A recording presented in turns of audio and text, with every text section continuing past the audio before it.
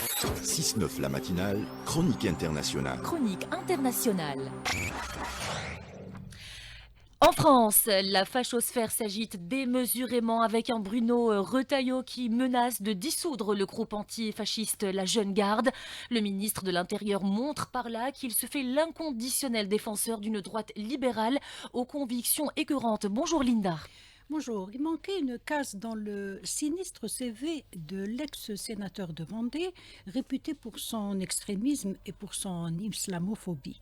La dernière sortie du ministre de l'Intérieur français révèle la franche attitude d'un fasciste sans scrupules qui n'a jamais cessé de s'en prendre aux progressistes et aux musulmans. Pour preuve, les déclarations de Bruno Retailleau l'été dernier, il disait « Quand on mélange serviette et torchon, cela sclérose la France et la conduit dans le mur », oubliant que c'est la dette et la politique libérale de son pays qui l'ont conduit droit dans le mur.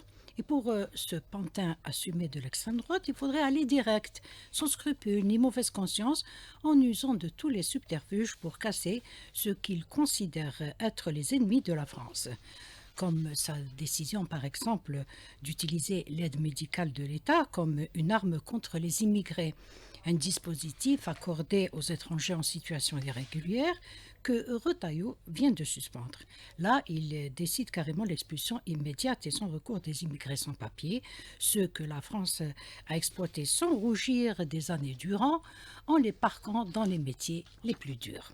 Habitué depuis près de 30 ans à des positions xénophobes sur l'immigration et l'islam, le ministre de l'Intérieur se fait le relais de l'extrême droite, celle des loups ou celui des loups qui ne se mangent pas entre eux.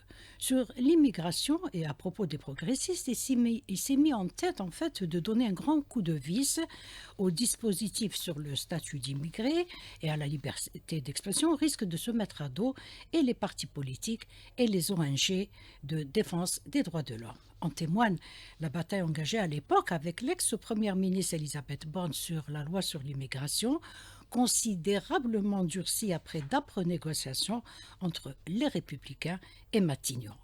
Retailleau dira « J'ai tiré tout ce que j'ai pu tirer, je n'ai rien laissé passer ». Rien d'étonnant quand on connaît le personnage. Le personnage a habitué sa galerie à de telles surenchères, en fait, depuis très longtemps d'ailleurs. Quand on rebobine le film de sa carrière, on a en fait beaucoup de mal à le distinguer des dirigeants fascistes qui essaiment la France, ceux qui, comme Le Pen Family, incarnent une ligne politique à la fois dangereuse et stigmatisante. Et au moment où Mayotte est toujours en deuil, il ose désigner coupable l'immigration comme si celle-ci était responsable de la catastrophe climatique qui a meurtri l'île. Retailleau s'est engagé dans une chasse à l'immigré, mais pas seulement.